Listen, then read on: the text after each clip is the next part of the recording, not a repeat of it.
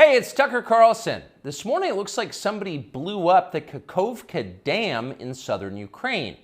The rushing wall of water wiped out entire villages, destroyed a critical hydropower plant, and as of tonight puts the largest nuclear reactor in Europe in danger of melting down. So if this was intentional, it was not a military tactic, it was an act of terrorism. The question is, who did it? Well, let's see. The Kakhovka Dam was effectively Russian. It was built by the Russian government. It currently sits in Russian-controlled territory. The dam's reservoir supplies water to Crimea, which has been, for the last 240 years, home of the Russian Black Sea Fleet.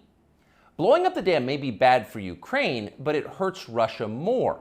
And for precisely that reason, the Ukrainian government has considered destroying it. In December, the Washington Post quoted a Ukrainian general saying his men had fired American-made rockets at the dam's floodgate as a test strike. So really, once the facts start coming in, it becomes much less of a mystery what might have happened to the dam. Any fair person would conclude that the Ukrainians probably blew it up, just as you would assume they blew up Nord Stream, the Russian natural gas pipeline, last fall. And in fact, the Ukrainians did do that, as we now know. It's not like Vladimir Putin is anxious to wage war on himself. Oh, but that's where you're wrong, Mr. and Mrs. Cable News consumer. Vladimir Putin is exactly that sort of man, the sort of man who'd shoot himself to death in order to annoy you. We know this from the American media, which wasted no time this morning in accusing the Russians of sabotaging their own infrastructure.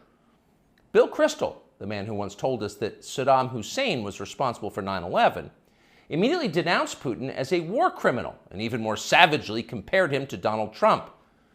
The rest of the pundit class made similar, clearly coordinated noises. Putin did it! Putin did it! And their reasoning was simple. Putin is evil, and evil people do evil things purely for the dark joy of being evil. In this specific case, Putin attacked himself, which is the most evil thing you can do, and therefore perfectly in character for a man that evil.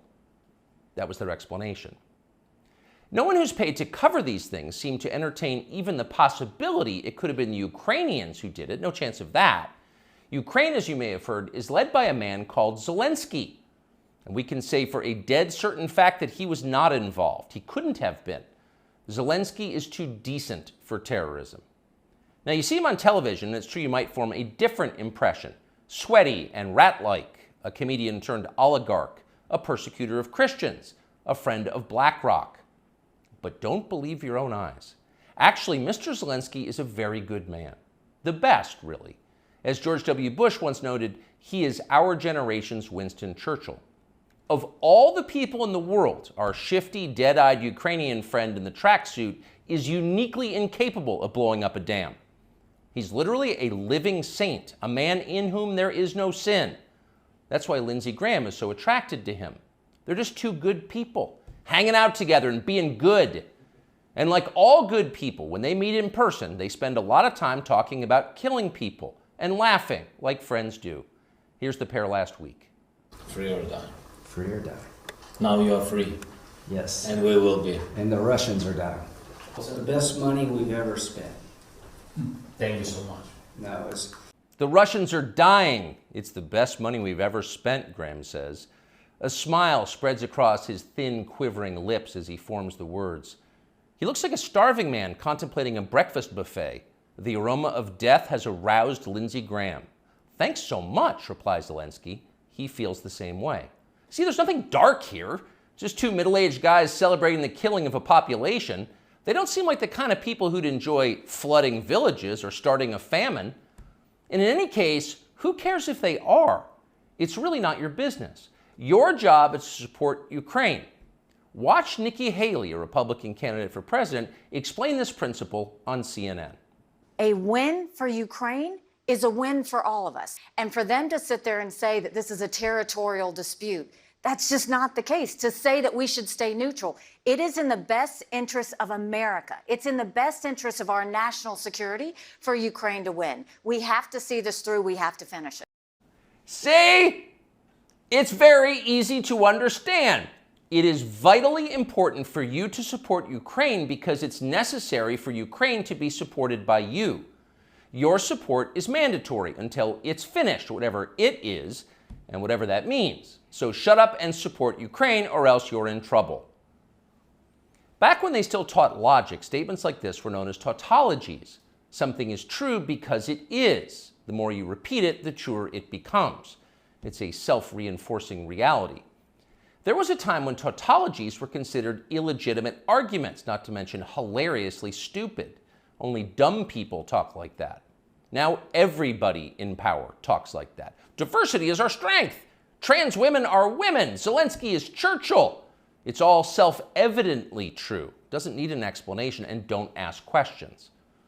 Sound familiar? Of course it does. That's the pap they're serving us day after day in steaming, lumpy portions. By this point, it's possible that American citizens are the least informed people in the world. Your average yak herder in Tajikistan knows who blew up the Nord Stream pipeline. It's obvious. Does he think some skinny dude in a dress is actually a girl? Come on. That idea would never occur to him. You've got to be lied to at full volume over a period of years in order to reach conclusions like that. And of course, we have been. The media lie. They do. But mostly they just ignore the stories that matter. What's happened to the hundreds of billions of US dollars we've sent to Ukraine? No clue. Who organized those BLM riots 3 years ago? No one's gotten to the bottom of that. What exactly happened on 9/11? Well, it's still classified. How did Jeffrey Epstein make all that money? How did he die? How about JFK? And so endlessly on. Not only are the media not interested in any of this, they are actively hostile to anybody who is. In journalism, curiosity is the gravest crime. Yesterday, for example, a former Air Force officer who worked for years in military intelligence came forward as a whistleblower to reveal that the US government has physical evidence of crashed non-human-made aircraft, as well as the bodies of the pilots who flew those aircraft. The Pentagon has spent decades studying these otherworldly remains in order to build more technologically advanced weapons systems. Okay, that's what the former intel officer revealed, and it was clear he was telling the truth. In other words, UFOs are actually real, and apparently so is extraterrestrial life. Now we know. In a normal country, this news would qualify as a bombshell, the story of the millennium.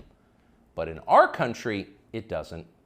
The whistleblower's account ran on a technology website called The Debrief, which you've probably never heard of. The Washington Post had that story, but decided not to run it. The New York Times, meanwhile, just pretended it never happened.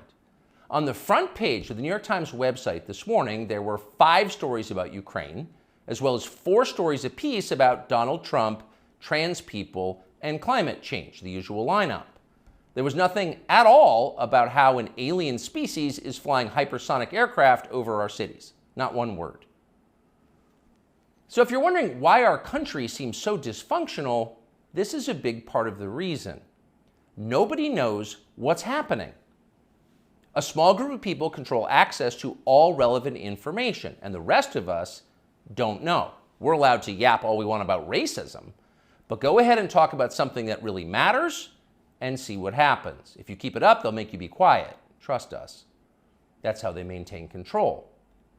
When Western tourists first started traveling in large numbers to the Soviet Union in the early 1970s, they found that many Russians had a completely warped understanding of the United States.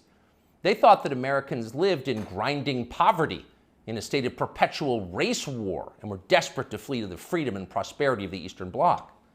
They thought this because that's what they had been told. They had no way to know otherwise. The few Russians who understood what was really going on in the rest of the world had learned about it from listening to shortwave radio broadcasts, sometimes under the covers so the neighbors wouldn't hear. 50 years later, it is bewildering to consider the ironies here. We're the ones who live in ignorance now.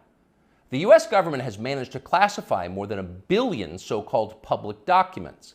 So at this point, we can't possibly know what our leaders are doing. We're not allowed to know. By definition, that is not a democracy. Yet it's fine with the media. Secrecy is a powerful tool of control. Stop asking how we got so rich. Here's another story about racism. Go eat each other. That's the program. That's how most of us now live here in the United States. Manipulated by lies, silenced by taboos. It is unhealthy and it's dehumanizing, and we're tired of it. As of today, we've come to Twitter, which we hope will be the shortwave radio under the blankets. We're told there are no gatekeepers here. If that turns out to be false, we'll leave. But in the meantime, we are grateful to be here. We'll be back with much more very soon. People say the news is full of lies.